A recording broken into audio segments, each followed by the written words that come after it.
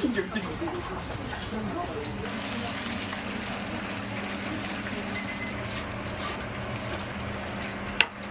じゃあ4名様です。入れました。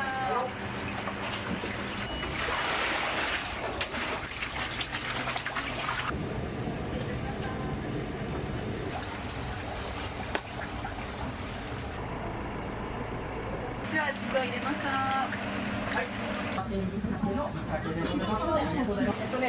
卵天丼の1。商店がすごいやっぱりレベルが違います。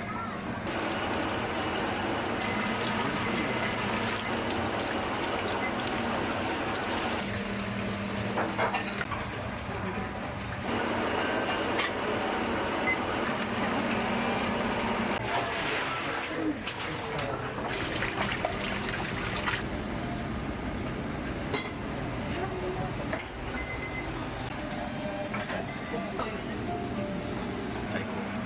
あとのね7。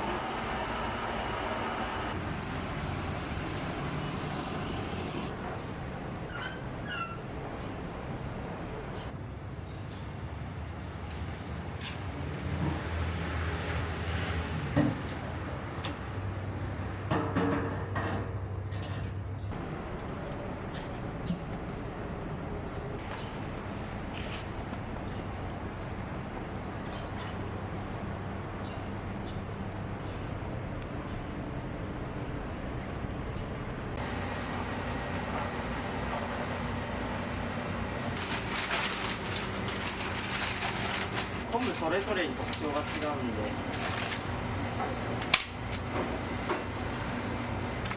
これがまあ昆布です。これが利尻昆布ですね。そうですね、今ちょっと味見すると今回の利尻がちょっと酸味が強いんですよ。で、昆布は結構クリアな旨味が出るんですけど、だしに粘りが出ます。で、うちメインで使ってるのはこの釧路昆布ですね。これ一番その昆布の匂いが少なくて、うちのだしにすごい合ってますね。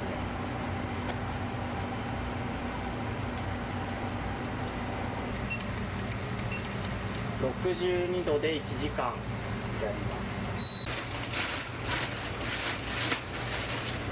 これがカタクチ煮干しの、黒ですね。うちがメインで使ってる煮干しになります。これもほんとザ煮干しみたいな感じで。これが白口イワシ、カタクチイワシの、白ですね。こちらちょっとあっさりしてて、煮干しの苦みとか香りが控えめの種類になります。でこれがウルメイワシですね。で一番優しくて甘みのある出汁が取れます。はい、今この3つで取ってます。はい、でこれが85度でだいたい2時間ぐらい出汁を取ります。で昆布が 400cc に対して今、4g 入れてます。5種類は 400cc に対して、40g で個別に出汁を取っていきます。あと自分で出汁飲んでちょっとイメージと違うとこまめに調整はしますね。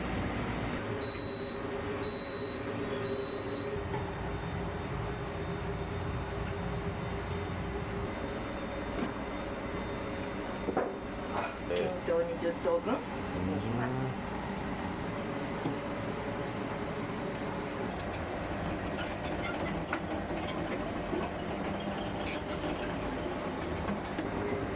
これは讃岐うどんの足踏みに相当します。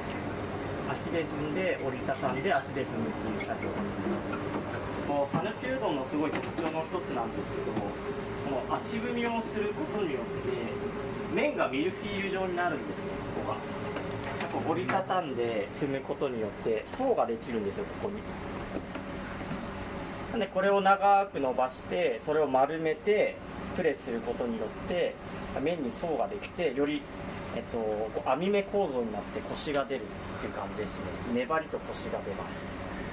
はい、もうこれがないと讃岐うどんとは言えないですね。今冬の麺は前日に、もう粉をこう練った状態にして熟成させてます。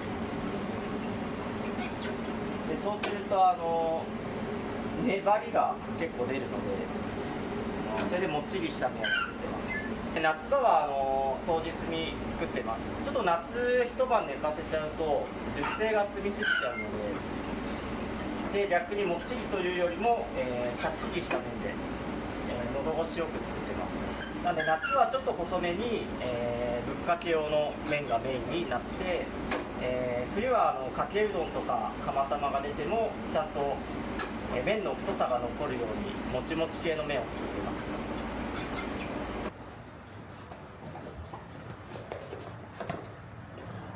ここでその試作とか研究をしてます。で今下で使ってる返しも、こんな感じで樽で熟成させてますね。はい、でこっちがだいたい2週間ぐらい経ってて、こっちが、4日目ぐらいですね、熟成させて。やっぱすごいまろやかになって、こうアミノ酸の分解が進んだようなうまみが強くなります。その代わり醤油の香りが減ってしまうので、熟成期間に合わせて入れる醤油を変えていきます。作ったぶっかけのつゆに、返しの熟成期間に合わせて3種類醤油を加えてます。今熟成期間半ばなので、この玄という醤油を、ぶっかけのつゆに 100cc 加えてます。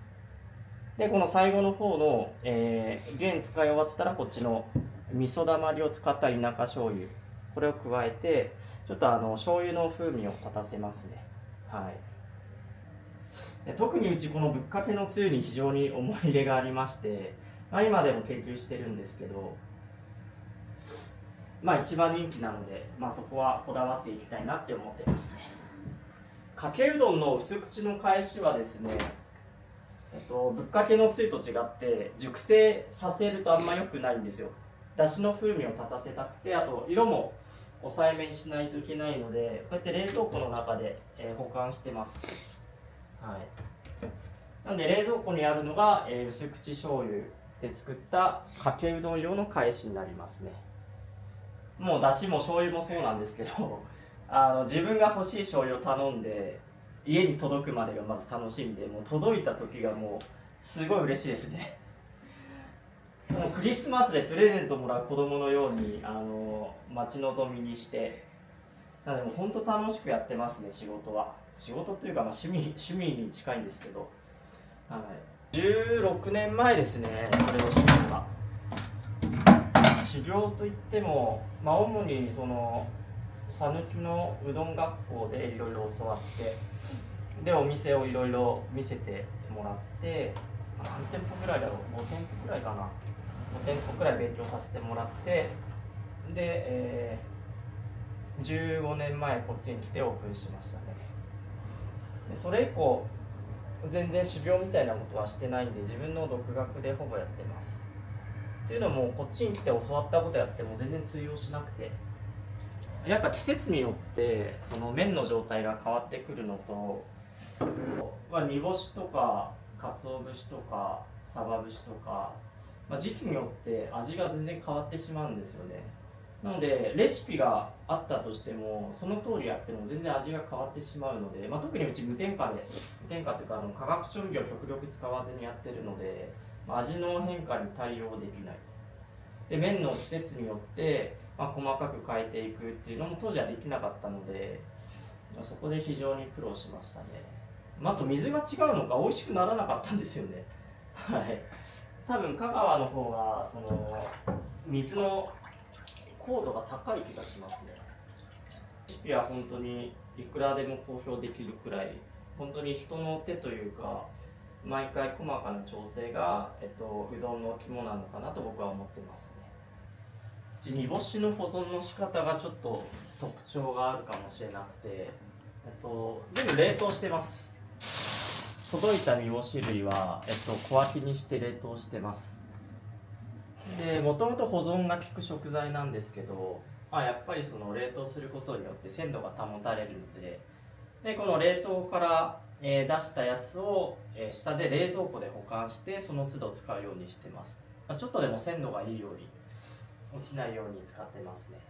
は本当は僕はもともとセグロって言われる大きめの煮干しと、あとは、昆布、この2種類で取った出汁が一番好きです。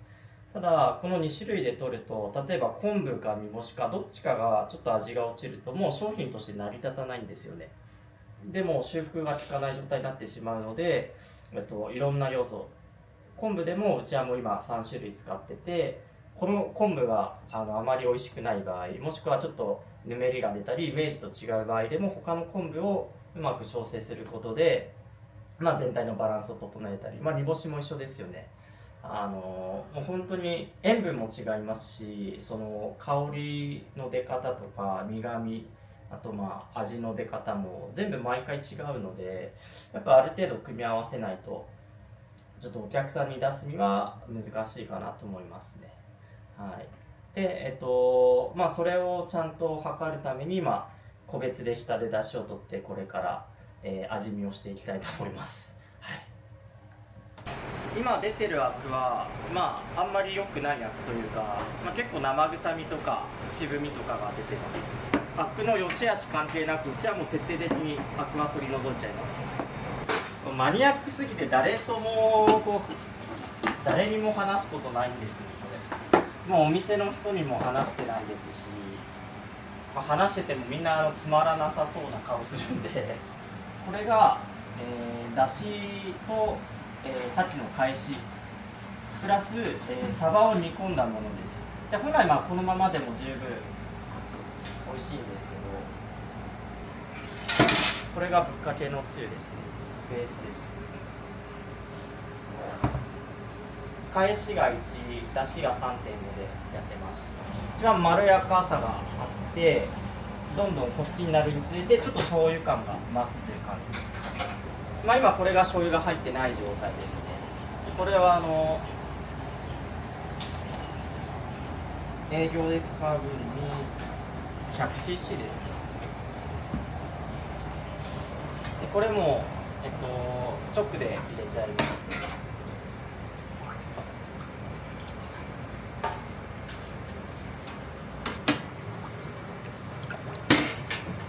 でもともと安くてお腹いっぱいになる店を作りたいっていうのが始まりでしたね。で、ちょうど僕が始めようとした時期に讃岐うどんブームがこっちであったので、ちょうどいいと。うどんは安くて、お客さんお腹いっぱいにできるし、当時はですね、あそこが内台になってて、お店でうどんをこねて伸ばして打ってました。なので打ちたてのうどんを、安くて美味しく出せるお店、それがもともとうちが始めたきっかけですね。でなんでその手打ちをやめたかっていうところなんですけど、うどん突き詰めていくと茹でるのが非常に難しいんですよ。うどん作ること自体は、例えばそのうどん作り教室なんかもあるように、作ることってそんなに難しくないんですよね。それ毎日安定して作るのは難しいんですけど、何が難しいっていうと、例えば手打ちでこう切って、じゃあうどんを茹でます。じゃあその茹で時間って何分ですかってなった時に、その算出が非常に難しいんですよね。なので毎回茹で時間が微妙にずれてしまって、茹で時間の正解があるとしたら、もう10秒後でも10秒前でも10秒後でも、それって100点ではないんですよ。で毎回その条件がブレるのは僕はあんまり好きじゃなくて、なのでなるべく条件は同じにして、もう100点の茹で時間をきちんと、見つけていく。でそのためにもう機械打ちで安定したものを、常に作っていくっていうところが、目的になりますね。もう安定感、もう常に100点のものを目指していくとなると、手打ちのブレは僕はちょっと難しかったので、なるべく条件一緒にしても茹で時間1分は変わってしまいます。例えば昨日の夜だと13分10秒で茹でてますね。はい、本当5秒10秒単位で変えないと美味しいの出せないですね。結構だしといえば利尻昆布のイメージがあります、ただ僕やっぱちょっと酸味があるように感じるので、うちではメインでは使ってないです。あとうちでメインで使っているのがこの釧路昆布ですね。僕はこの昆布がなんかこう昆布だしの標準というか、僕はそのイメージで、一番その出汁を邪魔しないのが、この釧路昆布、長昆布とも言われるんですけど、僕はこれが一番好きですね。であとこの真昆布がめちゃめちゃいい色使ってて、祖母の、青森のこの上の方ですね、ここで取れるもうほんと最上級の真昆布です。祖母の知り合いが好意で送ってもらって使ってます。でやっぱこれ値段が高いだけあって、非常にクリアなうまみと、あと、粘りがとてもあります。なんでこれで濃さの調整をしてますね、だしの。うまみが結構出やすいので、本来量をその分減らして使えるんですよね。量を減らして使えるっていうことは、その昆布の風味とかあまり出さないで使えるので、他の素材の風味を生かせるっていうのにもつながるので、結構和食で好まれて使われる昆布ですね。で味のベースになってくるのがこのセグロのカタクチイワシですね。ただ結構苦味とか癖が強いので、こっちのウルメイワシで、甘さと魚臭さというか、そういうものを調整しています。カタクチイワシにしてもウルメイワシにしても魚群で取ってくるんですよ。なんでその魚群が違うと味がまるで変わってしまうので、なんで毎回届くロットによって味が変わっちゃいますね。もう昆布もそうですね。昆布ももう届く袋によっても味が全然違うんで、やっぱこうやって味見していかないと味がすごいブレてしまって、返しとのバランスも崩れちゃうので、常に味見の必要はありますので、これをブレンドしていきます。カタクチイワシ、これのセグロがだいたい2で、これが1対1ですね。で昆布も今白昆布が2に対して、真昆布が1、利尻昆布が1ですね。今、ブレンドしているだしです。香りも味もしっかり出てて、味は美味しいんですけど、非常に飲みにくいです。なんでかっていうと、アクを取ってないんですよ、これって。なので低温でやると出汁はしっかり取れて香りも出るものの、やっぱりその、良くない成分、酸化した油とか、アクの成分ですよね。こういうものをちゃんと出し切るために、まず低温でじっくりうまみを出します。でその後に、温度を上げてアクを取る作業に入ります。で、その最後の高温で出汁を取る段階でサバ節と、ソーダガツオ節をメインにちょっと味を調整します。70度から80度で2時間経ったら、その後、火を強くしてアクを取っていきます。天然のものなので本当に味見をしないとわからないです。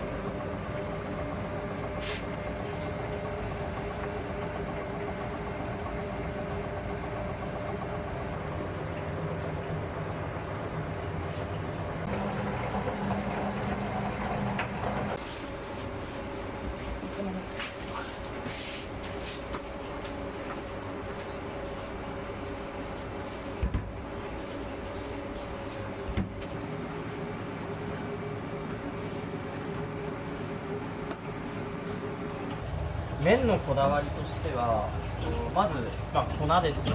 この木下製粉さんを使わせていただいてて、でこちらがですね、製粉してから1週間以内に、直送で届けてもらってます。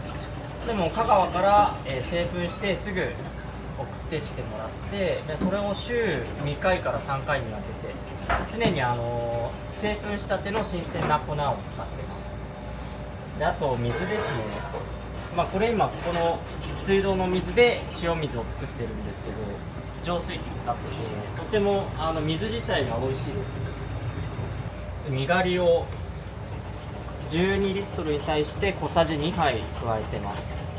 昔の天然の塩の方が美味しかったという声があるらしいんですよ。いい塩と精製された塩の違いって海のミネラルの含有量なので、じゃあこのにがりを入れてみようってことで、細かく調整していったら、本当に麺の伸びというかコシが、粘りがより強く出るようになって、なのでそれ以来うちはにがりを入れることにしてます。なので粉の鮮度と、水の美味しさと、あとは、にがりに含まれるマグネシウム、ここがうちのこだわりになってきます。気温とか湿度でちょっと微妙にこう硬さが変わったりするんですよね。そうですかね。結構前、2000年前ぐらいに、香川県が、独自の特産品を作ろうということで、香川が力を入れて作った、国産の小麦の品種になります。で特徴としてはタンパクが、ちょっと弱いので、少し滑らかで柔らかい食感、甘みがあるという評価が与えられている小麦になりますね。なのでうちどっちかというとゴワゴワした麺じゃなくて、ちょっとしなやかで、つるりとした食感が特徴の麺になります。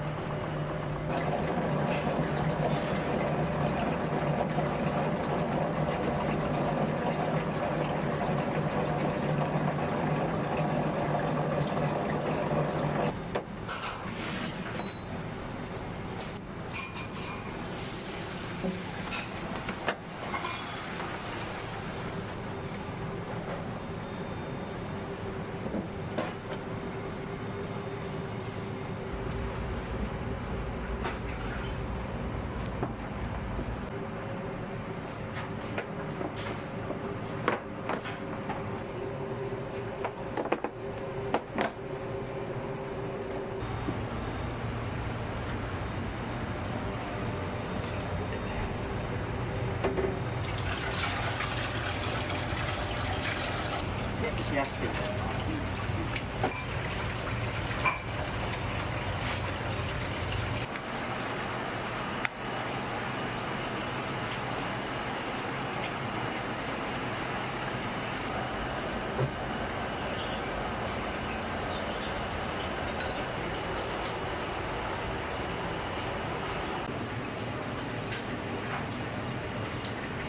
一応作ってるのが300人前になります。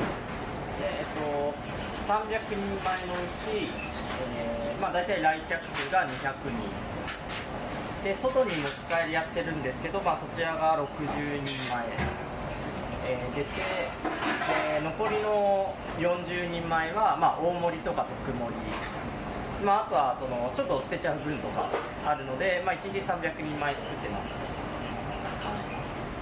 今この沸いてきた状態で、サバ節とソーダガツオ節を入れていきます。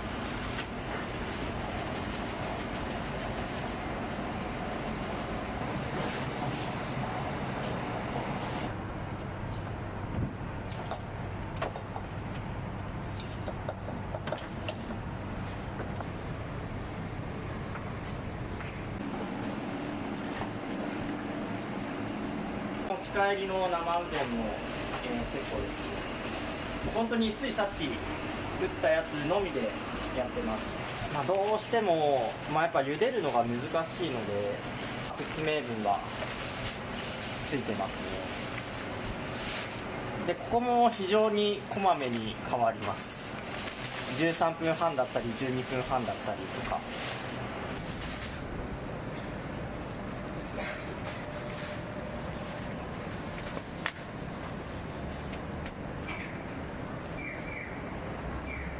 スカーレットっていう種類の卵になります。黄身が濃くてすごい美味しい卵、1個50円ぐらいしますね。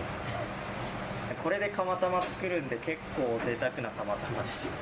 はい、あとは餌に魚粉が加えられてて、それで卵がコクが出て、匂いもあんま出ないということらしいです。あとは普通の鶏に比べて広い、岩手の高原で育てられているので、鶏にストレスもあんまりなく、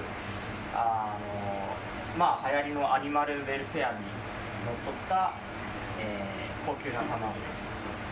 幸いお客様にいっぱい来ていただいているので、なるべくこういういい食材使って還元していきたいなっていうのがベースにあります。一番卵の良さがシンプルに出るものがこの卵天丼なので、それでうちの看板商品としてやらせていただいてます。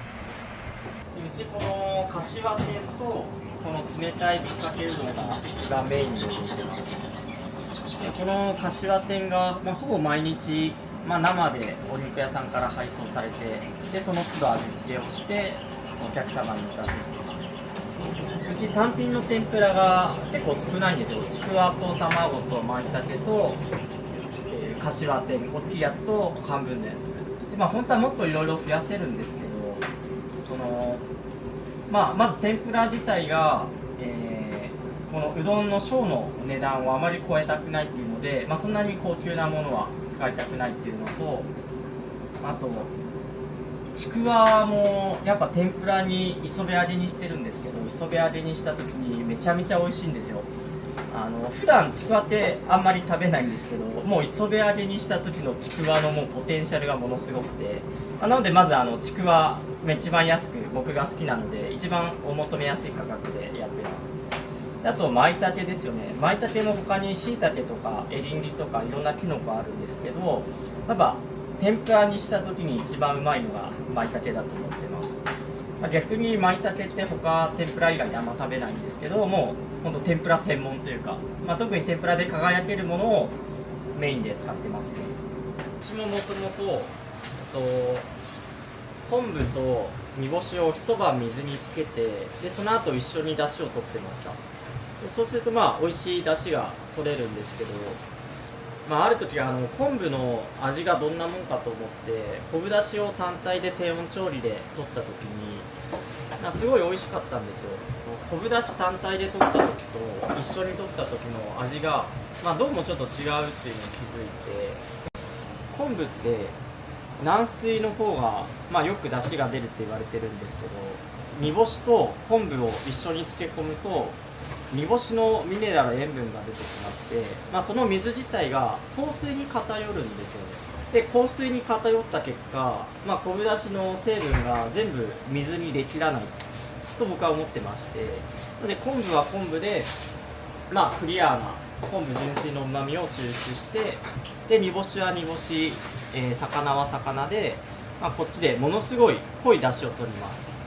でそれをうまくブレンドすることによって、よりクリアなうまみを抽出しようっていうのがうちの目的ですね。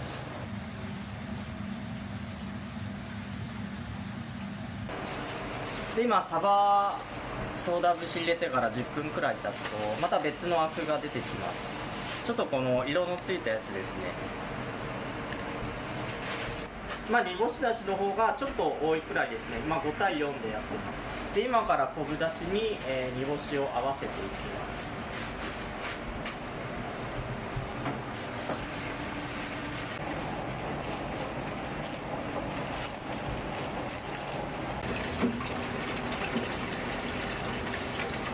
アったかいとこういう風に、湯気が出てこの香りがどんどん揮発していくので、なるべく早く冷やしていい匂いがしないようにしてます。いい香りが出ちゃうってことは香りが逃げてってるってことなので、舞茸の天ぷらを仕込んだ時に出る細かい舞茸の切れ端ですね。でこれはかけうどんにトッピングとしてのせてます。舞茸自体がうまみが非常に強いので、こういう小さいものでも結構美味しく食べれるので、それをあっさりしたうどんにのせて、美味しく、ちょっとしたトッピングでのせてます。こちらの天ぷらによって衣が少しだけ違うんですよ。まず柏天とちくわ天の衣は、よりザクザクした食感出したいので、メインの衣に片栗粉を少し入れて、ちょっとサクッとざっくり上がるようになってます。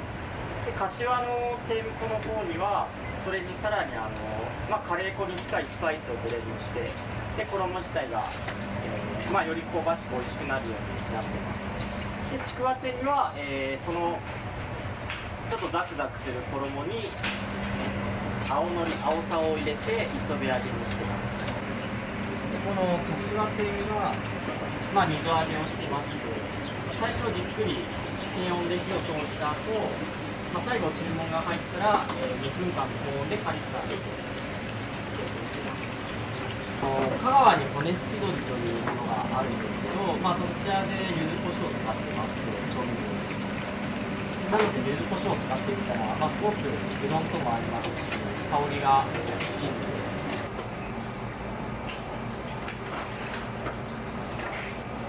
天ぷらをだし醤油と生姜で食べてもらうとすごいさっぱりして美味しいのでおすすめです。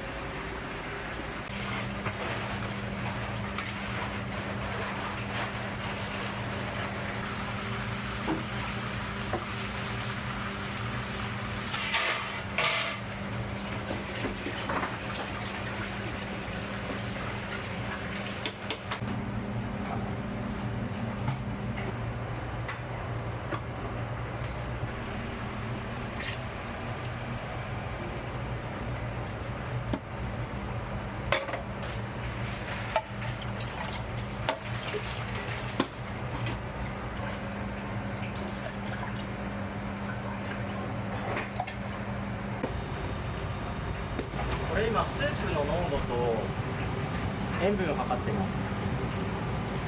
でこれ取ってる理由としましては、お客さんが、全部スープまで完食してるかどうか、それ見ながら、ちょっとずつ、濃度とか塩分を調整しています。でこの濃度の部分は、さっきちょっと話した、昆布類で調整して、ここは返しをちょっと多くしたり、あと煮干しの塩分ですね。ここでも煮干しって結構変わってきちゃうので、常にモニタリングしながらやってます。あと今営業前の釜に、さっき麺を切った残りを入れて、でお湯をなじませてます。やっぱ真水というか新しいお湯に麺を入れてしまうとちょっと茹で上がりが変わってくるので、最初にちょっと濁った状態というか営業に近い状態でお湯沸かしてます。うどんそのものが安く食べれてなんぼって僕思ってるので、ちょっと自分の中ではちょっと高いですね。本当はもっと安く食べたいっていうのはありますね。でも材料費以外もちょっと水光熱も上がってしまったので、なるべくでもそちらでお客様からいただいた分は、還元していきたいですよね。うどんだって高くないですか？400円、小で400円で僕高いと思うんですよはい、トータル天ぷら入れて1000円は1000円以下で抑えたいというのはありますね。うち10合炊きの炊飯器で8合を炊くので結構米の重さが、下の方かかっちゃいます。なのでほぐすためにボウルに移します。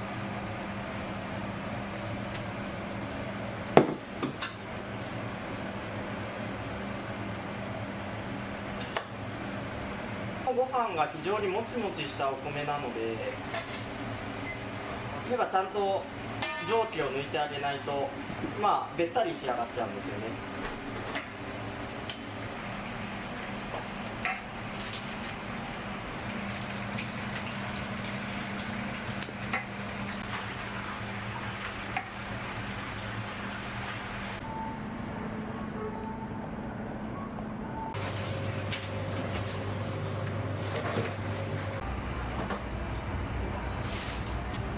でも自分が作ったものに時間を割いてわざわざ並んでまで来てくれるんで、まあそこにきちんと応えるために、まあ、しっかりやらないとなって思いますよね。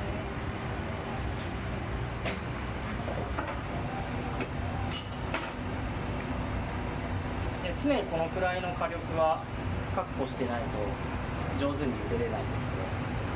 火力弱いとふわっと仕上がらないんですよ。あとは作りたての麺と、強い火力で茹でるとこういうふうに上に浮いてきちゃうんで、そうすると浮いてるところが火が通らないんですよ、こういうところが。なので鮮度の高い麺、高火力の場合はこれを下に沈める作業を常に繰り返します。結構釜につきっきりになっちゃいますね、営業中は。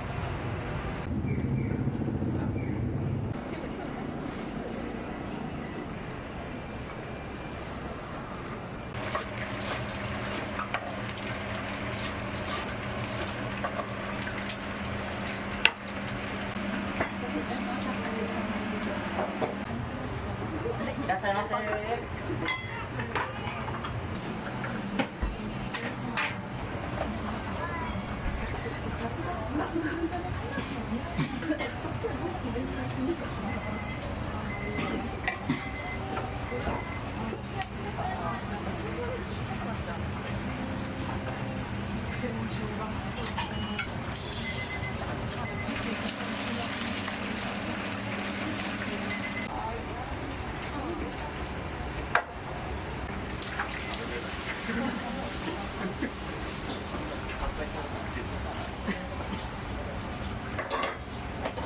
いいですね。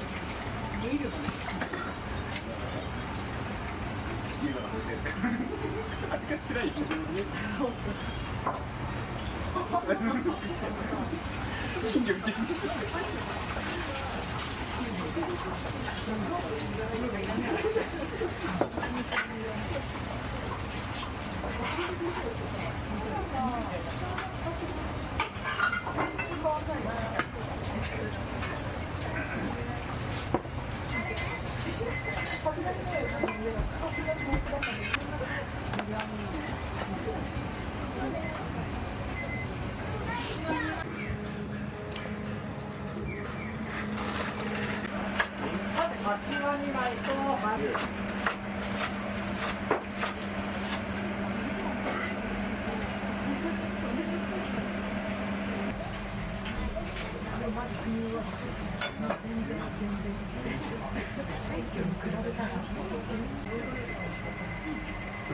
釜玉いきます。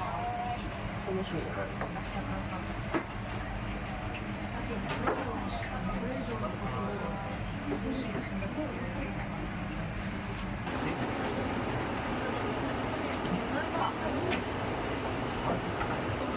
今切った麺がだんだんと膨らんでくるんですよ、あっちの生麺の方が。でそれに伴って茹で時間がちょっと伸びていきます。で昨日の時点で今日晴れるって分かってたんで、ちょっと麺はあえて少し平打ちになってます。でそうするとぶっかけの喉越しが良くなるので、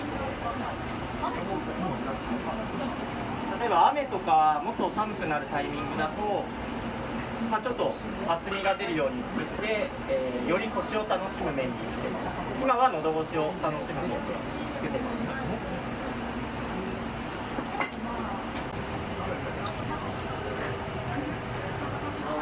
どうもありがとうございます。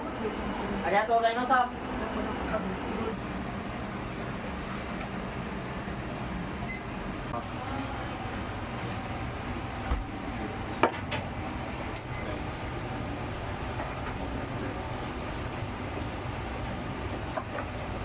かけを IH で沸かしてください。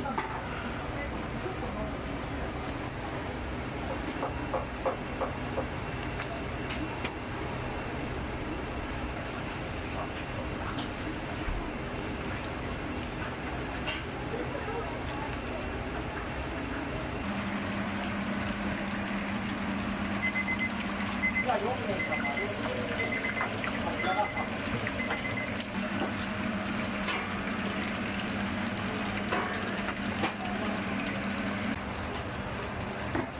あと1種でございます。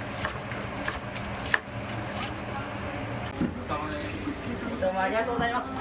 またよろしくお願いします。どうもありがとうございます。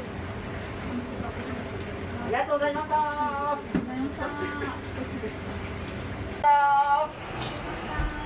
りがとうございました。今1分20秒ですね。入れました。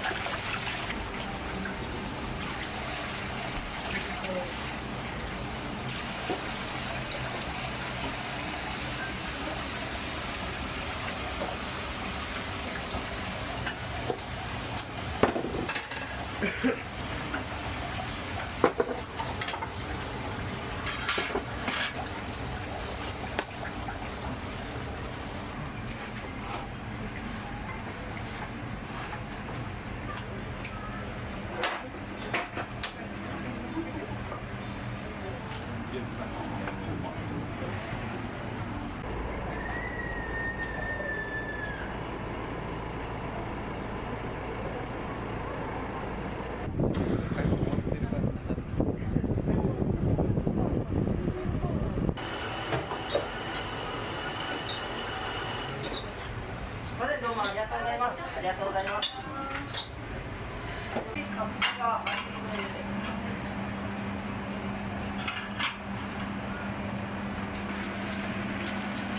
私は自己入れました。はい。値上がります。あとね、卵天丼も1名。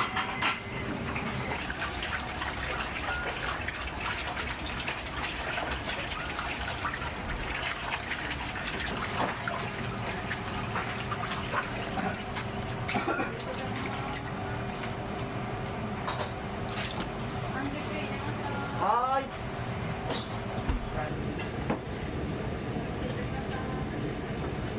30分くらい。これはお差し上げます。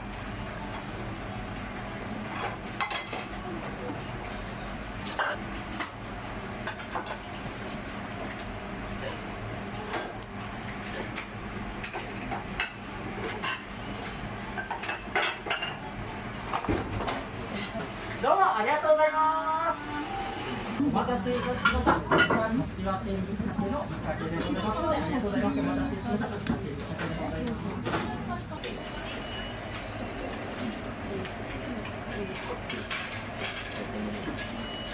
ぶっかけのつみりです。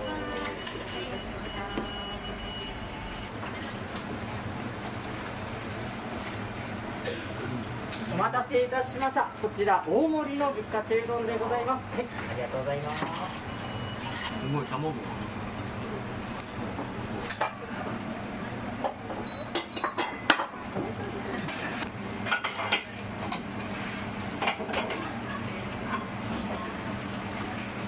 度くらいになっております。じゃあ、こちらのレンゲで。ありがとうございます。ちょっとうどんはまだ硬いです。お出しでしたら。はよ。卵天丼も1いただいてます。はい、そら入れてください。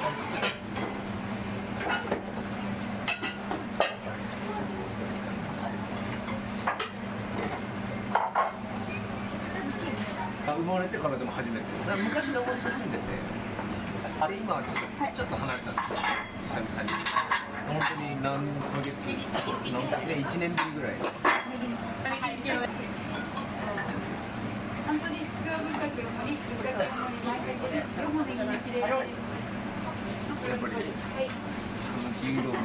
地感じゃないですか。いろんなチェーン店あると思うんですけど、ちょっとそれとはレベルが違います。柏店がすごいやっぱり注目のところかなと思う。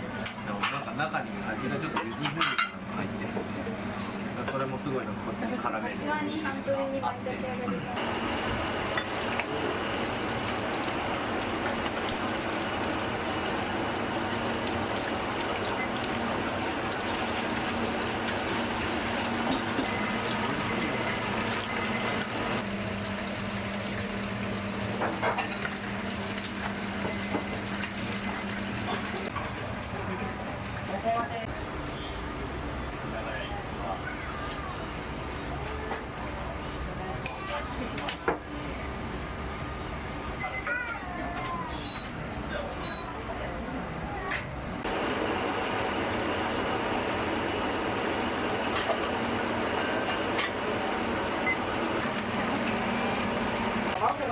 はい。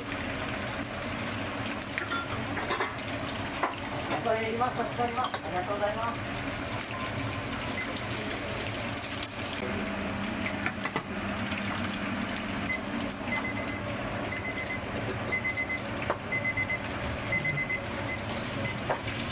半熟にこれ入れました。はーい。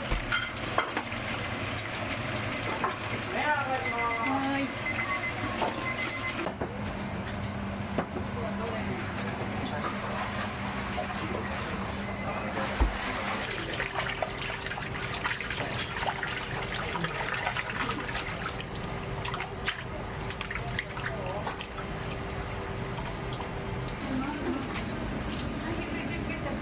はい、そうです。最初の半取り舞茸は。はい。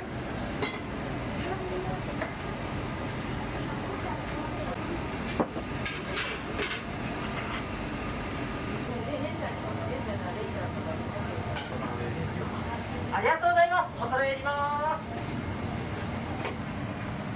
お待ちの3名様、お待たせ。何名様でしょう。3名様。はい、こちら真ん中のお席どうぞ。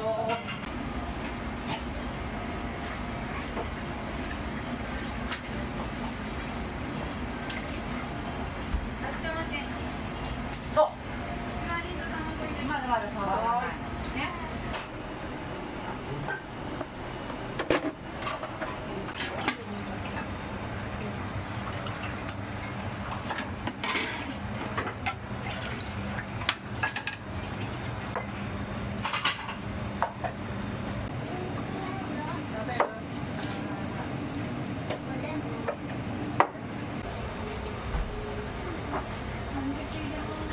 はーい。目上がります。普通盛りのお刺身。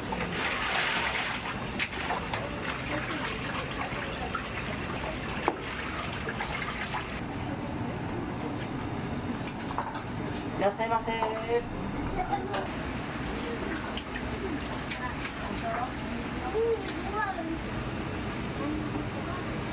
かけうどんでございます。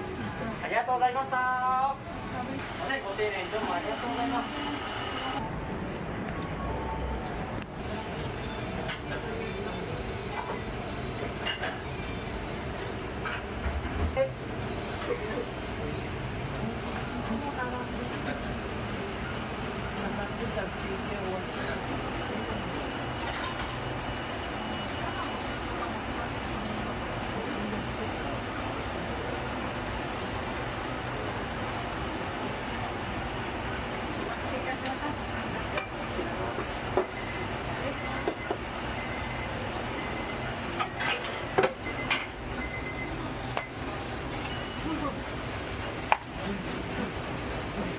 お待たせいたしました。かけうどんでございます。じゃあもうかけうどんお待たせいたしました。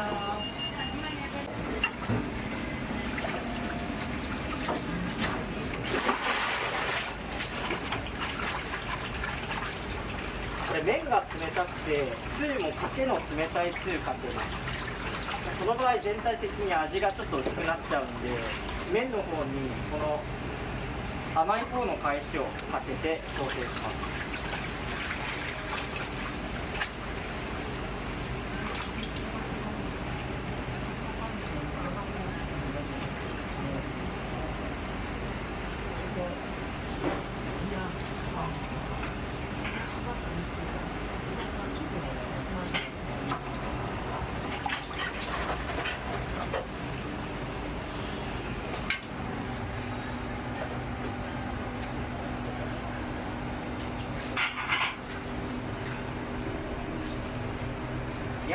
くいきます。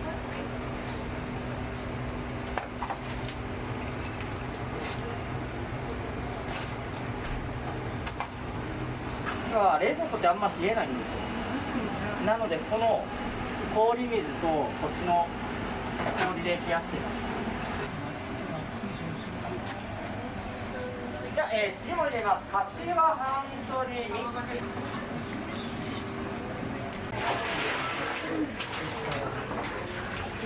はい、ちくわ天、三角玉です。それを入れます。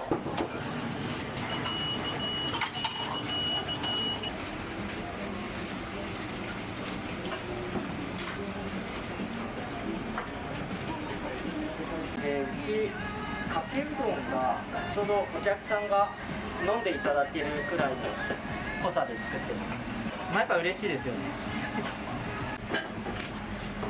どうもありがとうございます。助かります。恐れ入ります。お待たせいたしました。ありがとうございます。助かります。恐れ入ります。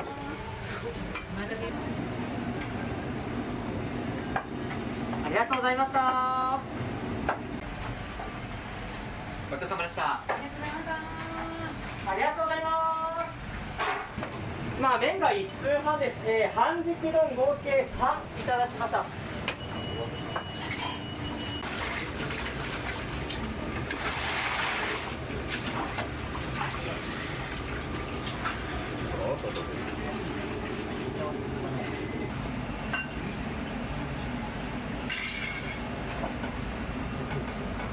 お待たせいたしました。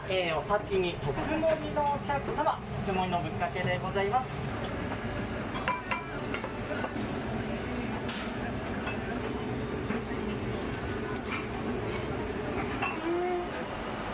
無駄じゃない、自分でできる。来週前たちはすごく美味しいですよ。コシがすごく違うか何分ぐらいのところに、30分それで週1通われてるんですかね。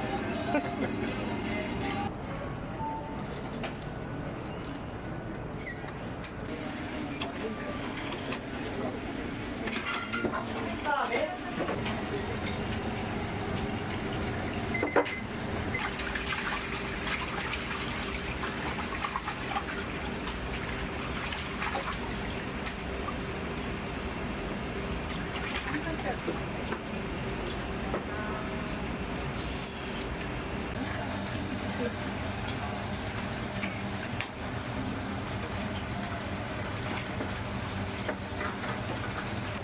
マリサその辺置いといてよ。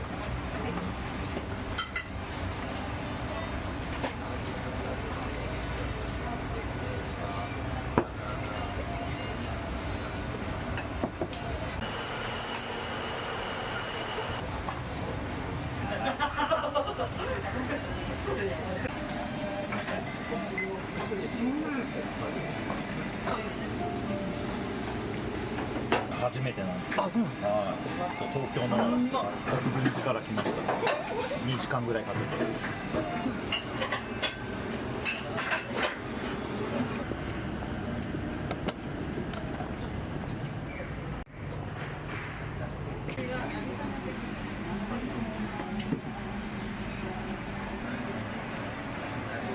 仕事で来て並んでる今度これを味いかがでした？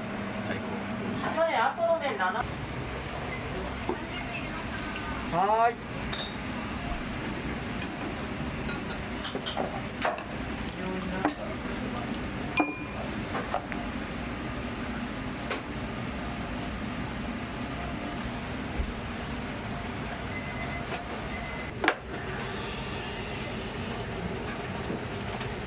まず釜玉とかけの熱々いきます。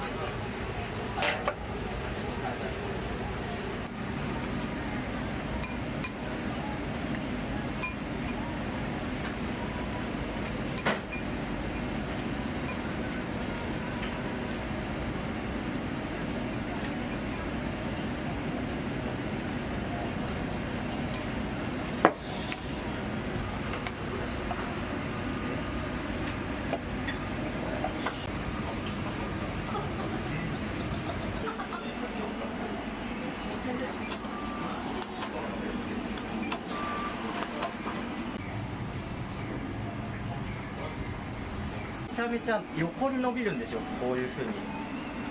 きれいでした。このちょっと後で茹でたてでもやります。こう横にこう伸びるっていうのが特徴ですね。入れてください。柏ちくわ。お待たせいたしました。柏天ぶっかけでございます。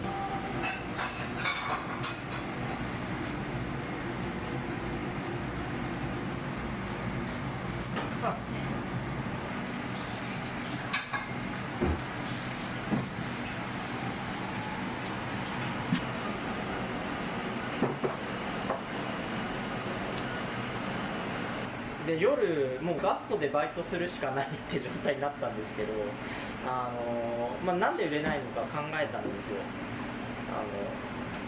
香川で人が全然いないところでもお客さんってすごい来てるんですよね。観光の方も地元の方も。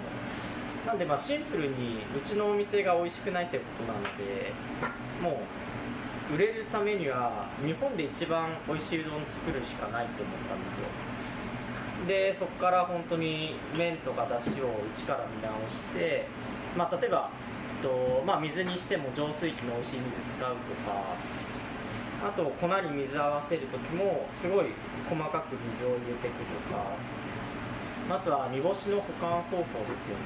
それも届いたらすぐ小分けにして、冷凍保管して使う分だけ、冷蔵庫に持ってくるとか、そういう細かいことすごい工夫していったら、お客さんがちょっとずつ、3年ぐらいかけて、ちょっとずつ戻ってきました。はい。